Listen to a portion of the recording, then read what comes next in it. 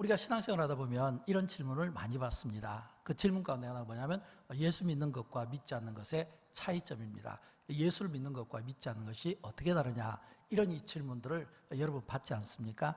특별히 또 이웃 초청주일이 가까워오고 또 전도에 힘쓰고 또 한 영혼이라도 전도하려고 하면 그때 막 믿지 않는 분들 또는 믿음이 약한 분들 또는 믿음에 대해서 의심을 갖는 분들이 자주 던지는 질문 가운데 하나가 믿는 것과 믿지 않는 것 어떤 차이가 있느냐라고 이런 질문들을 받을 때 우리는 정확하게 이야기를 해줄 수 있어야 됩니다. 예수를 믿는 우리는 믿지 않는 사람과 분명히 다르다. 그리고 그 분명히 그 다른 것이 왜 다른가라고 하는 것을 이 세상 사람들이 느끼게 해줘야 됩니다. 세상 사람들이 예수 믿는 것과 믿지 않는 것이 어떻게 다른가, 이걸 느끼게 해주려면 무엇보다 우리가 세상에서 힘없이 살아가는 이런 모습을 가지면 안 됩니다.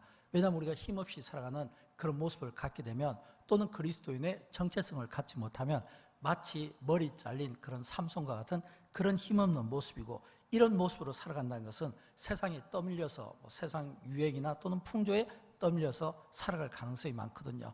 저는 그런 의미에서 예수 믿는 우리가 이웃 초청주를 앞두고 또 우리가 조금 전 기도했던 것처럼 또 다음 세대 우리 자녀들에게 좋은 이런 신앙의 이 영향력을 우리가 심어주기 위해서 제가 묵상하는 가운데 오늘 본문 말씀을 택해 보았습니다.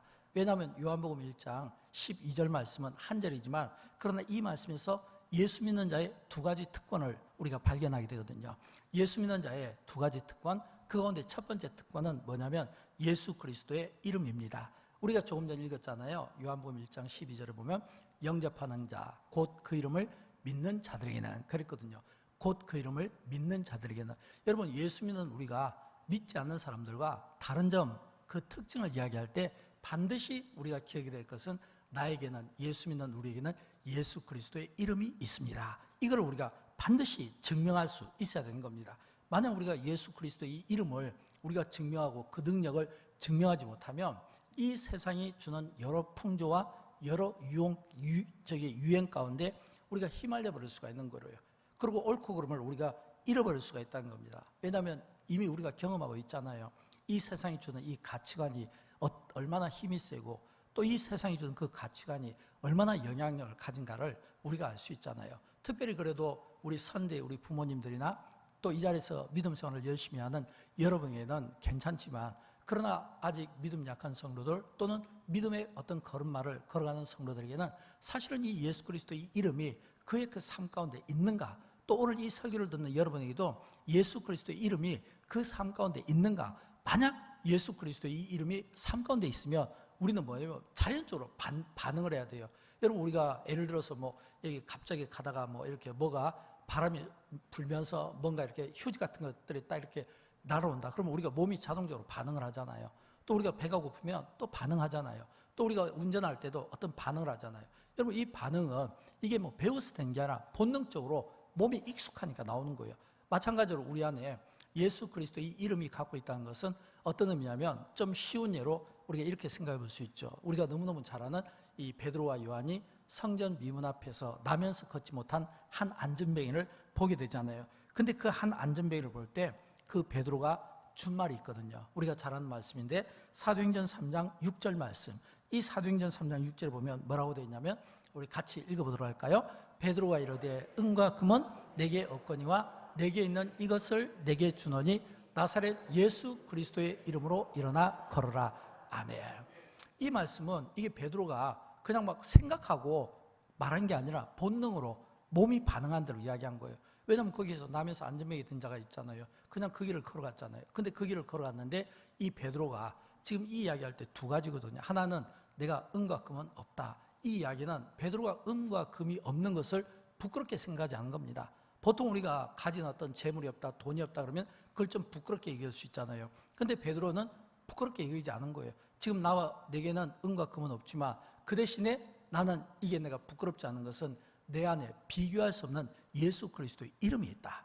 예수 그리스도의 이름이 있다. 이걸 지금 베드로가 우리에게 지금 들려주고 싶어 하는 겁니다. 그렇다면 여러분, 이 베드로의 이 표현은 뭐예요? 이거는 그의 반응이라고 생각합니다.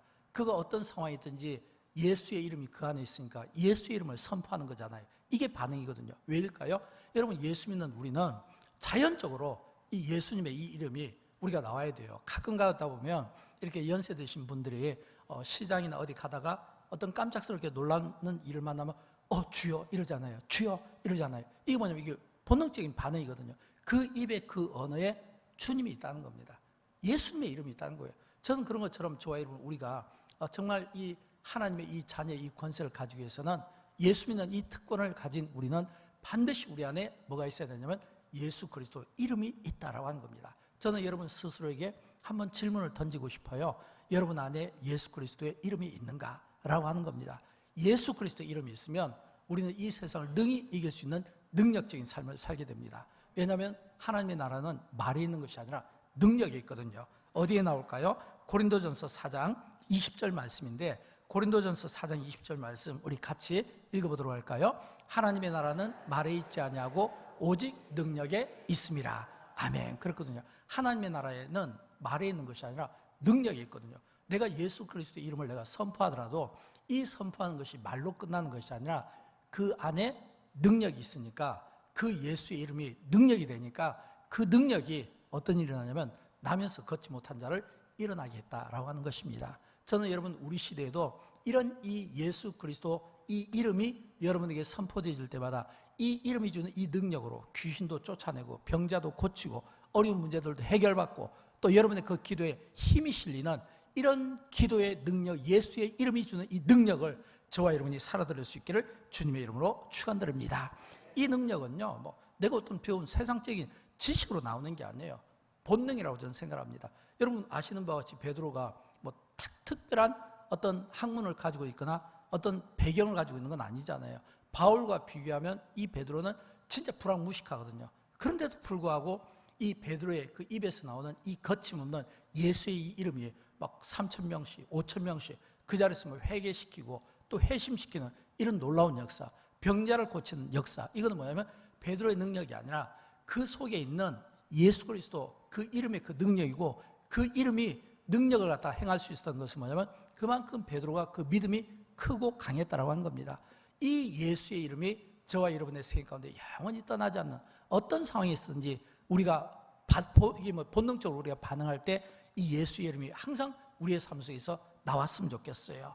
그 다음에 오늘 또 예수 믿는 이 두 번째 특권이 있습니다. 그게 뭐냐면 첫 번째는 예수 그리스도 이름이고 두 번째는 하나님의 자녀의 권세입니다. 우리가 조금 전 읽었던 말씀 후렴 부분에 보면 영접하는 자 곧 그 이름을 믿는 자들에게는 하나님의 자녀가 되는 권세를 주셨으니 그랬거든요. 하나님의 자녀가 되는 권세를 주셨으니, 저는 이 예수 믿는 이 두 번째 특권인 이 하나님의 자녀의 이 권세, 저는 이 권세, 이 영적인 원리가 우리 자녀 세대에게, 우리 다음 세대에게 저는 그대로 적용되면 좋겠습니다. 왜냐하면 여러분 우리 자녀 세대가 하나님의 말씀을 잘 배워야 되잖아요.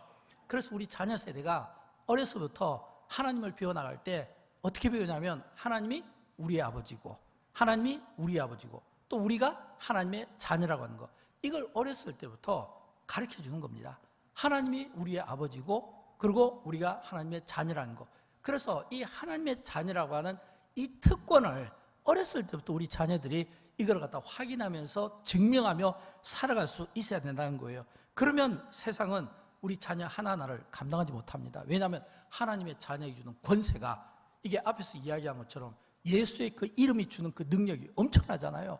왜냐하면 예수님은 하나님의 아들이고 그 이름이 주는 그 능력은 무궁무진하거든요. 우리가 믿음으로 선포하면 그 믿음으로 그 선포한 그 자리에 기도든 역사든 또는 어떤 상황 가운데서든 믿음으로 역사한 그 역사 가운데 그 이름이 주는 그 능력은 너무너무 큰 거예요. 그 자녀의 그 권세를 누가요? 우리 자녀들이 가지고 있다는 것을 어렸을 때부터 우리가 가르칠 수 있어야 된다. 저는 그런 의미에서 영광교회가 2030 이 비전과 다음 세대 이 비전을 잘 이루기 위해서는 무엇보다 우리 부모님들의 역할이 저는 매우 중요하다고 생각합니다. 적어도 우리가 2030 이 교회학교 이 비전을 우리가 잘 세워나가기 위해서는 무엇보다 우리 부모님들의 이 역할이 너무너무 중요해요. 저는 네 가지로 기도하는 가운데 여러분에게 좀 말씀을 드리고 싶은데, 첫째는 뭐냐면 우리 부모님들이 어떤 역할을 감당해야 되냐면 하나님의 말씀을 가르치는 거예요. 하나님의 말씀을. 이 말은 뭐냐면 모든 성도들이 다 교사가 돼야 된다는 겁니다. 모든 성도들이 다 교사가 되는 거예요. 저는 이번 주 이제 우리 교회학교 교사 컨퍼런스에 제가 보고받기로는 31분이 가는 것으로 제가 보고를 받았어요. 근데 저는 더 많이 갈 수 있으면 더 많이 갔으면 좋겠어요. 왜냐하면 우리가 하나님의 말씀을 배운 데는 꼭 교사의 신분이 아니라도, 목사의 신분이 아니라도, 성도의 신분이라도, 왜냐하면 여러분이 성도지만 그러나 내가 교사의 직분 가지고 있지 않다 하더라도 전부 여러분의 자녀들이 다 그 하나님의 말씀을 배워야 되니까 그 하나님의 말씀을 부모된 우리가 먼저 배워서 이걸 같이 사용해야 된다. 영광교회가 초창기 이 교회학교 2030 이 비전을 할 때 우리 목사님 4분이 책을 만들었어요.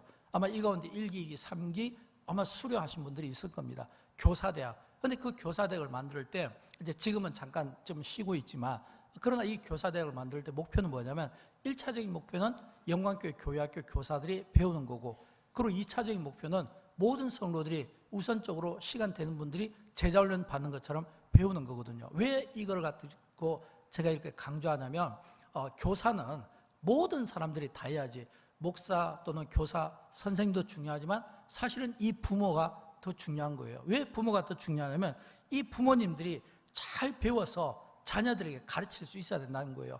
아이들이 어렸을 때 학원을 가고 과외를 가고 학교를 가잖아요. 그러면 아이들이 학원 가고 과외 가고 학교 가서 막 열심히 배우거든요. 근데 집에서 그러면 어머니들은 또는 아빠는 이 자녀들이 이 학습을 안 도와줍니까? 도와주잖아요. 학습을 도와주잖아요. 또 이 아이가 잘 모르는 거 있으면 아빠 엄마가 도와주잖아요. 어떤 의미로는 이 부모가 자녀를 도와주는 게 이렇게 학교에서 배우는 거 못지않도록 더 중요하고, 또 왜냐하면 이 부모가 자녀들과 함께 있는 시간이 너무너무 많거든요. 과거에는 우리가 하나님의 말씀을 어떻게 배웠습니까? 저 같은 경우는 저희 할아버지 할머니 무릎에서 배웠어요.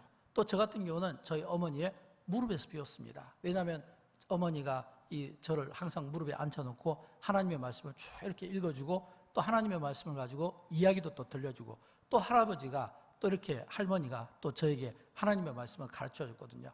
근데 그때 들었던 그 생생한 말씀이 지금까지도 잊혀지지 않는다라고 하는 겁니다. 여러분, 영광교회가 정말 우리 자녀 세대의 꿈을 가지고 비전을 가지고 있으면 이 자녀 세대의 이 비전이 뭐 교회학교, 예를 들어서 뭐 담임 교육자와 그리고 또 우리 교사분들에게만 이걸 갖다 떠미는 것이 아니라 모든 성도들이 마음이 하나가 되고 한 마음으로 함께 이 일을 해줄 수 있어야 된다는 거예요. 또 이 일을 하기 위해서는 무엇보다 우리가 교사에 대해서 중요한, 적어도 저는 이 교사에 대해서 2가지 질문을 던질 수 있어야 된다고 생각합니다. 누가 교사인가? 라고 했을 때 이 누가 교사인가? 이거는 뭐냐면 3가지인데, 첫째는 누가 교사인가 할 때 구원의 확신이 있어야 돼요. 여러분 다 구원의 확신이 있잖아요. 제가 생각할 때 아마 이 가운데 구원의 확신 없이 이 자리에 오신 분은 없다고 생각합니다. 다 구원의 확신을 가지고 있어요. 여러분이 구원의 확신을 가지고 있다면 전도할 때나 아니면 여러분 자녀들을 가르칠 때 구원의 확신이 있는 우리는 이제는 그 다음에 어떤 단계로 가야 되냐면 이 구원을 지키기 위해서 영적으로 노력해야 되고, 또 이 구원을 지키고 이걸 확신하면 이게 열매가 될 수 있도록, 또 하나의 열매가 될 수 있도록 우리가 그 열매를 위해서 우리가 노력해야 되지 않겠습니까? 또 누가 교사인가 할 때 복음의 능력을 경험한 사람이 되어야 됩니다. 우리가 어렸을 때 교회학교를 다니면 이 교회학교에서 항상 보면 그 아이들이 뭐 처음부터 계속해서 신앙이 좋은 건 아니에요. 예를 보면 유치부에서부터 주일학교, 중고등부 보면 탁 어떤 타임에 좋은 선생님을 만나는 거예요. 좋은 선생님, 좋은 교사 선생님을 만나는 거예요. 그 좋은 교사 선생님의 어떤 가르침이나 아니면 따뜻한 부드러운 말 한마디, 아니면 내 입장에서 이해해주는 어떤 선생님, 또는 나를 위해서 기도해주는 선생님, 또는 나의 어떤 아픔과 애환을 어루만져주고 싸매주는 뭐 이런 분 있잖아요. 이런 분들을 만나고 이런 어떤 경험들을 했을 때 그 한 번에 내가 초등학교 다닐 때 어떤 선생님, 내가 그 선생님을 잊지를 못하는 거예요. 그래서 그 선생님이 그 가르침 때문에 내가 오늘 이 자리까지 내가 오게 되었다는 거예요. 이런 경험들이 있어야 돼요. 또 뿐만 아니라 누가 교사인가 할 때 저는 3번째, 이 성령의 능력을 경험하고 확신하며 사모하는 사람입니다. 제가 어제 우리 우리 교리반에서 이렇게 한 분 한 분 돌아가면서 구원에 대한 이런 좀 이렇게 자신의 간증들을 이렇게 하게 되었습니다. 이렇게 구원에 대해서 쭉 간증을 하는데 보니까 2가지 제가 거기서 이렇게 공통점을 발견한 거예요. 하나는 구원에 대한 굉장히 감격스러움을 가지고 있더라는 거예요.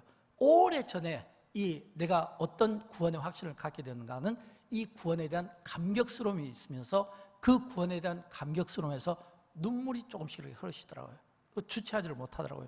또 그러면서 2번째는 뭐냐면 그 구원의 감격이 절정일 때 성령 체험을 했더라고요.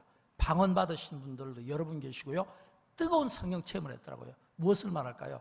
여러분, 우리가 주님 앞에 쓰임을 받을 때 누가 교사입니까? 라고 할 때 교사는 물론 교회에서 임명받은 우리 교회학교 선생님들이 교사가 돼야 되겠지만, 그러나 스스로에게 물어보십시오. 나에게 구원의 확신이 있는가? 있습니까? 만약 있다면 이 구원의 확신을 위해서 내가 또 다른 열매를 맺기 위한 이런 어떤 영적인 노력들을 하고 있는가? 내가 복음의 능력을 경험했는가? 하나님의 말씀이 진짜고, 그리고 진짜인 이 하나님의 말씀이 내 인생 가운데 어떻게 일하시고 오늘까지 내 인생을 붙들어 주셨는가? 또 내가 성령 체험을 했거나 또는 성령의 어떤 능력을 경험했거나, 이게 교사의 직분이 아니라도 여러분 가운데 이런 능력, 이런 어떤 경험들이 있다면 다 여러분은 교사의 자격이 되는 겁니다. 그래서 누가 교사입니까? 라고 했을 때 내가 교사입니다 라고 우리가 말할 수 있어야 된다는 거예요. 그 다음에 두 번째, 이 교사의 자격이 중요한데, 저는 이 교사의 자격도 이미 여러분이 교사의 자세도 이미 여러분이 다 가지고 있다고 생각합니다. 왜일까요? 이 교사의 자세에서 가장 중요한 것은 저는 부모의 마음이라고 생각합니다. 부모의 마음이라고 생각해요. 왜냐하면 여기 보면 1. 영혼을 사랑하고 소중히 여기는 마음, 2. 내 자녀처럼 여기는 마음, 3. 영적 아버지와 어머니의 역할을 하는 사람. 여러분, 이 교사의 자세 1, 2, 3번을 보십시오. 이 1, 2, 3번을 보면 공통점이 뭐냐면 전부 이 부모의 마음 아니겠습니까? 그러니까 교회학교 교사는 부모의 마음을 가져야 되는 거예요. 어떤 이벤트가 아니라, 어떤 레크레이션이 아니라, 어떤 다른 어떤 이 줄거리가 아니라 부모의 마음이 있어야 돼요. 내가 좀 못 가르치더라도, 내가 좀 부족하더라도 부모의 마음이 있어서 내 자녀처럼 여기는 마음. 왜냐하면 어렸을 때 우리 다 경험했잖아요. 교회 다닐 때 보면 선생님이 우리를 대할 때 우리가 언제 선생님에게 다가갑니까? 선생님이 나를 자녀처럼, 내 자식처럼 또는 동생처럼 여겨줄 때 우리가 거기에 가슴에 안길 수 있고 또 우리가 그 품에 나갈 수가 있잖아요. 그러나 만약 이 선생님이 나를 대할 때 어떤 직업적인 또는 어떤 교회에서 맡겨진 이 직분의 어떤 그 한 모습으로 역할을 감당한다면 이 뭔가 아이들은 다가가기가 좀 힘든 거예요. 그래서 좋은 교사는 누구냐면 부모의 마음을 가진 사람. 그렇다면 교사의 직분을 가진 분들에게는 부모의 마음이 필요하겠죠. 내 자식이 아니지만 내 자식처럼 여기는 이런 따뜻한 마음, 영적 아버지와 어머니 역할을 감당하는 마음. 그러나 또 동시에 부모라면 이 자세는 이미 다 가지고 있지 않겠습니까? 왜냐하면 내 자식이니까, 내 몸에서 난 내 자식을 내가 얼마나 아끼고 사랑하겠냐라고 하는 거예요. 이 자세를 가지고 있다면 여러분은 다 교사가 되는 겁니다. 저는 여러분, 영광교회가 교회학교 이 비전을 가지고 다음 세대를 준비할 때 저는 이게 교회학교의 어떤 목회자와 교사들만의 일이 아니라 전 성도들이, 교회와 그리고 모든 성도들이, 모든 교육자들이, 그리고 모든 교사들이, 모든 성도들이 마음을 하나로 돼서 이런 누가 교사인가 할 때 내가 교사입니다. 교사의 자격을 이야기할 때 저는 자격이 됩니다. 이런 이 마음을 가지고 우리가 한 영혼 한 영혼을 섬기는 마음이 있게 되기를 주님의 이름으로 축원드립니다. 그래서 어렸을 때 여러분, 믿음 좋은 부모님에게서 신앙교육을 받았다면 반드시 여러분은 어렸을 때 읽었던 성경 말씀 중에 잠언을 빼놓을 수가 없을 겁니다. 저도 어렸을 때 잠언을 진짜 많이 읽었거든요. 왜냐하면 잠언을 읽으면 이 머리가 좋아진다고, 지혜롭게 된다고. 사실 이 잠언이 너무너무 어렵거든요. 어렵지만 부모님들이 자녀들에게 잠언을 많이 읽혔어요. 시편을 많이 읽혔어요. 잠언을 읽으면 지혜가 생기고 시편을 읽으면 시상이 생기고, 그래서 이 두 가지를 이유도 모르고 뜻도 모르는데 막 읽었던 겁니다. 그러면 이 잠언을 이렇게 읽게 될 때 왜 이 잠언이 지혜가 되냐라고 하는 겁니다. 잠언의 저자가 누구예요? 솔로몬이잖아요. 이 솔로몬이 어떤 마음으로 썼을까요? 그가 하나님 앞에 바르게 살지 못한 부끄러움을 가지고, 그가 하나님 앞에 지은 죄에 대한 부끄러움을 가지고, 내가 지은 이 죄, 우리 자녀들이 똑같은 죄를 반복하지 않도록 나의 이 부끄러움을 가지고 내 아들만큼은, 내 아들들만큼은 이런 죄를 범하지 않았으면 좋겠다는 아버지의 마음을 가지고 글을 쓴 게 이게 잠언이에요. 아버지의 마음을 가지고 부모의 마음으로 쓴 거예요. 그래서 이 잠언을 다 읽으면 내 아들들아, 아들들아, 내 아들아, 이런 표현이 나오거든요. 이건 뭐냐면 이 아버지가 아들에게 내가 이런 어려움을 겪게 되는데 너는 이 잠언을 통해서 지혜를 배워서 하나님을 경외하는 법을 배워서 너는 나처럼 되지 않았으면 좋겠다라고 하는 그런 그 부모의 마음이 배어있다라고 하는 겁니다. 그래서 저는 우리가 이런 잠언들을 묵상하면서 여기에서 부모의 그 마음으로 우리 자녀들을 돌볼 수 있는 그런 마음을 갖게 되달라고 우리가 하나님 앞에 기도해야 될 겁니다. 왜냐하면 저를 포함해서 우리 모든 우리 여기에 있는 성도님들은 다 내 자녀들이, 우리 다음 세대가 나보다 더 낫기를 원하고 또 우리 기성세대보다 더 낫기를 원하는 마음들이 있잖아요. 아마 이 가운데 그 어떤 누구도 내 자녀가 나보다 못해야 된다, 우리 기성세대보다 못해야 된다, 이런 생각을 가진 사람은 하나도 없잖아요. 다 나보다 더 잘 돼야 돼요. 우리 기성세대보다 더 잘 돼야 돼요. 이런 마음이잖아요. 그러기 위해서는 무엇보다 우리의 자녀들이 우리가 배웠던 것보다 더 강도 높은 하나님의 말씀을 우리가 가르쳐야 되는 겁니다. 왜냐하면 우리 때는, 그래도 우리가 어렸을 때는 이렇게 큰 유혹들이 많지 않았어요. 그러나 지금 시대는 그 유혹들이 너무 많지 않습니까? 그런 다양한 그 유혹 속에서 우리 자녀들이 흔들리지 않도록 저는 할 수만 있으면 여러분이 하나님의 말씀으로 또 여러분의 자녀들에게 그 말씀을 가르칠 수 있는 이런 믿음과 성숙이 있기를 진심으로 축복합니다. 두 번째는 제가 우리 부모님들이 또 노력해야 될 것은 기도입니다. 왜냐하면 부모가 자녀를 위해서 해줄 수 있는 거, 빠뜨리지 않는 거, 이건 뭐냐면 기도거든요. 탈무드에 보면 부모에 대해서 세 가지로 나와 있습니다. 어리석은 부모, 양식 있는 부모, 지혜로운 부모. 어리석은 부모는 자녀에게 물질을 물려주고, 양식 있는 부모는 자녀에게 지식을 물려주고, 지혜로운 부모는 자식에게 신앙을 물려준다, 이랬거든요. 신앙을 물려준다. 이 탈무드의 이 교육법에 보면 지혜로운 부모는 자식에게 신앙을 물려주는 겁니다. 그래서 지혜로운 부모는 자녀를 위해서 많은 시간 하나님 앞에 기도하는 거예요. 우리가 우리 자녀들을 위해서 많이 기도해야 됩니다. 교회학교 선생님들도 기도하고 또 우리 모든 교육자들도 함께 기도하지만, 왜 우리가 자녀들을 위해서 많이 기도해야 되냐면, 지금 시대를 살아가는 우리의 자녀들이 너무나도 이 영적 방해된 것들이 너무 많잖아요. 잘못된 습관, 잘못된 행동, 잘못된 말들 너무 많잖아요. 그러니까 이거를 전부 그들이 그 잘못된 습관과 잘못된 행동으로부터 자유로워질 수 있도록, 그것들이 우리 자녀들의 그 영혼을 망가뜨리지 않도록, 나쁜 어떤 악한 것들에 미혹받지 않도록 하기 위해서는 우리 자녀들을 위해서 꾸준한 이 기도가 필요하다는 겁니다. 또 한 걸음 더 나가서 우리 자녀들을 위해서 기도할 때 울어야 됩니다. 예수님께서도 말씀해 주셨잖아요. 나를 위하여 울지 말고 너와 너희 자녀를 위해서 울라라고 했잖아요. 왜 울어야 될까요? 우리의 자녀들은 우리만큼 구원이 확실하지가 않아요. 우리만큼 믿음이 확실하지가 않습니다. 우리만큼 어떤 신앙이 분명하지가 못해요. 그래도 이 자리에 계신 분들은 우리가 전부 다 구원에 대한 확신이 있거든요. 또 이 구원에 대한 확신이 흔들리지 않는, 요동하지 않는 어떤 믿음이 있어요. 그러나 우리 자녀들은 그렇지가 못하거든요. 구원이 흔들릴 수 있어요. 믿음이 흔들릴 수 있어요. 신앙이 흔들릴 수 있어요. 그래서 우리는 우리 자녀들이 믿음 안에서 바른 삶을 살아갈 수 있도록 그들을 위해서 우리가 통곡하는 이 마음을 가지고 우리가 기도에 힘써야 되고, 또 우리 자녀들을 위해서 기도하다 보면 뭔가 이렇게 잘못된 것들이 막 보이지 않겠어요? 그럴 때 부모는 그 자녀의 어떤 잘못된 것을 놓고 지적하기보다는, 그럼에도 불구하고 그 자녀들에게서 뭔가 조금이라도 가능성 있는, 조금이라도 뭔가 좋은 점들이 있으면 그 조금이라도 작은 그 가능성과 그 좋은 점을 위해서 기도하고, 위해서 우리가 격려해주고, 위해서 그 어떤 그 아이들이 힘을 얻을 수 있도록, 격려를 얻을 수 있도록, 용기를 얻을 수 있도록 우리가 우리 자녀 세대를 위해서 노력을 해야 된다고 하는 것입니다. 왜일까요? 예수님께서 우리 자녀를 위해서 어떻게 해야 되는가라고 하는 것을 보여주셨잖아요. 어디에 나오냐면 마가복음 10장 16절에 나오거든요. 우리 같이 읽어보도록 할까요? 마가복음 10장 16절 말씀, 마가복음 10장 16절 말씀, 우리 같이 읽어보도록 합니다. 어린아이들을 안고 그들 위에 안수하시고 축복하시니라. 아멘. 그랬잖아요. 우리가 자녀를 사랑하는 방법은 아이들을 안고 그들 위에 안수하시고 축복하시니라. 이 말은 예수님께서 우리의 그 기도를 통해서 이 아이들을 기도할 수 있도록 만들어 줘야 된다라고 하는 겁니다. 저는 우리의 자녀들을 위해서 이런 일들을 감당할 수 있기를 주님의 이름으로 축원드립니다. 그래서 우리 자녀들을 마음껏 기도하고 축복할 수 있는 환경을 만들어 줘야 돼요. 제가 이렇게 돌 또는 결혼식 때 자주 쓰는 대표적인 본문 말씀, 민수기 말씀인데, 이 민수기 말씀도 우리가 우리 자녀들을 위해서 많이 축복할 때 사용해 주면 좋습니다. 민수기 6장 24절 말씀인데 같이 읽어볼까요? 여호와는 내게 복을 주시고 너를 지키시기를 원하며 아멘.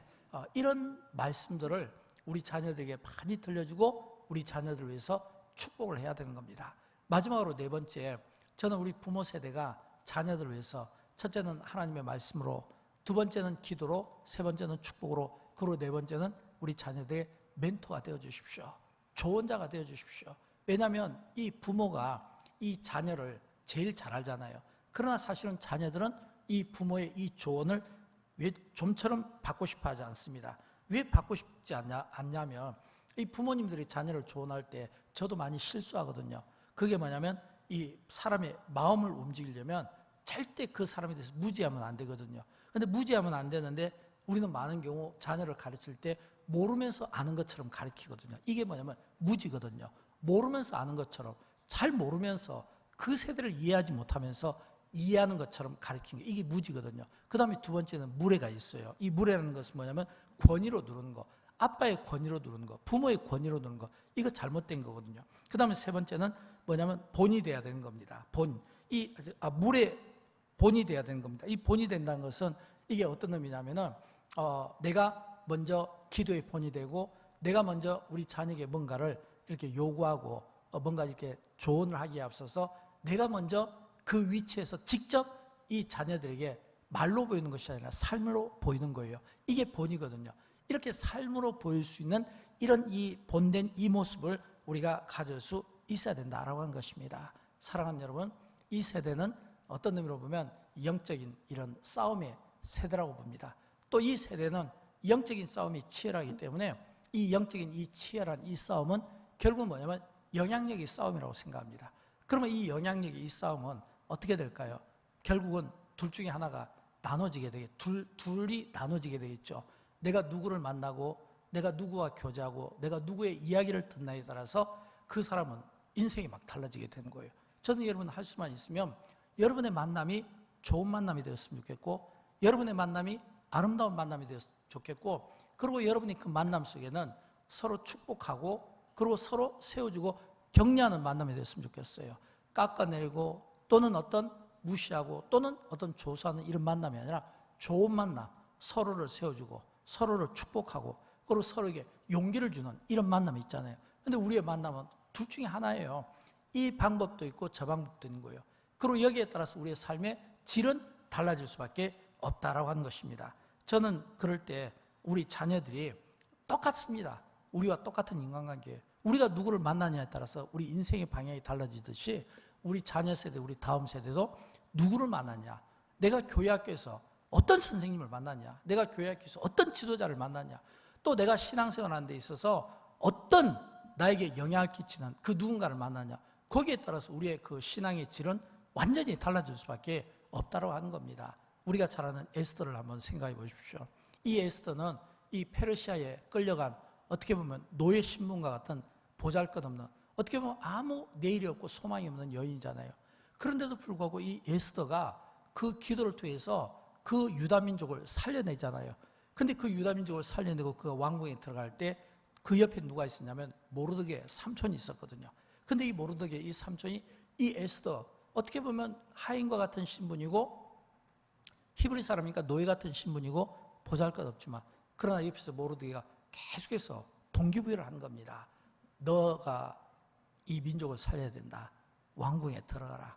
그리고 너가 이 왕의 자리에 서게 된 것이 이때를 위함이 아니겠느냐. 그러면서 이 모르드게는 말만 한 게 아니라 삶으로 보여준 거예요. 에스더에게 기도를 요구하기 전에 먼저 그가 기도의 본을 보입니다.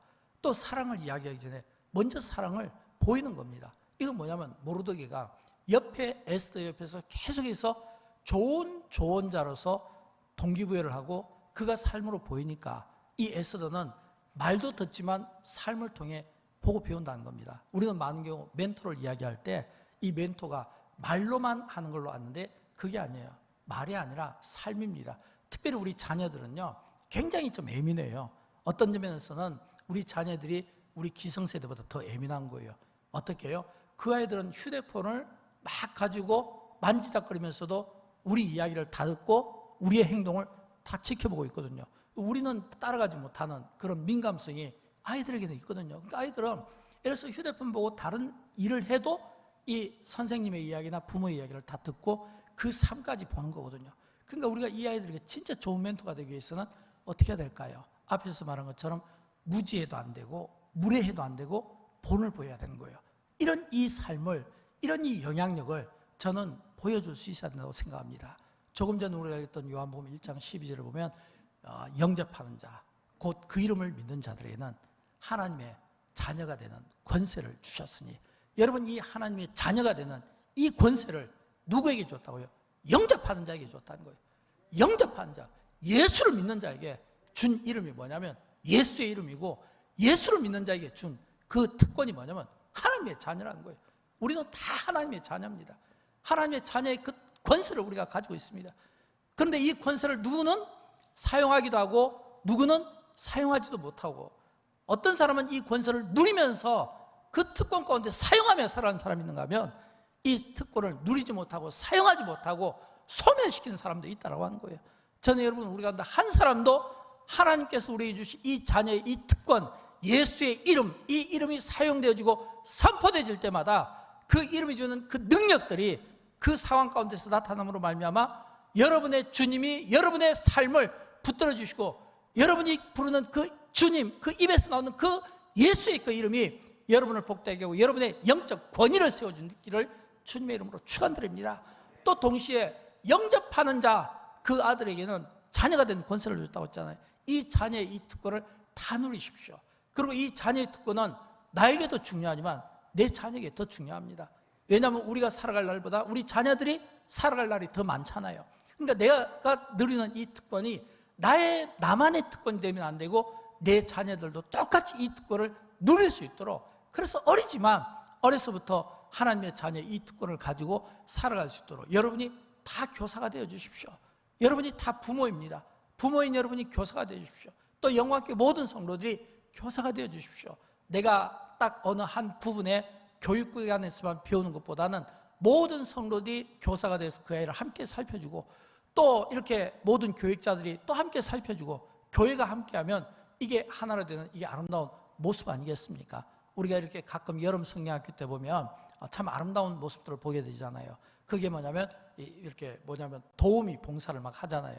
음식으로 봉사하고 또 청소로 봉사하고 또는 여러 이렇게 모습으로 봉사를 하는데, 그런 봉사도 중요하지만 더 중요한 것은 우리 아이들이 진짜 어려서부터 하나님의 말씀을 잘 배워나가도록, 그 아이들이 잘 배워나가도록 그 아이에게 있어서 이 영광교회가 사각지대 없이 모든 곳에서 그 선한 영향을 받으면서 그 선한 영향을 느끼면서 그 선한 영향을 위해서 살아가는 이런 좋은 모습들을 저와 여러분이 보여주는 가운데 우리의 기도와 우리의 헌신이, 사랑과 봉사가 우리 다음 세대, 우리 영광교회 2030 세대를 반드시 부흥시키고 영적으로 성장시키게 될 줄로 믿습니다.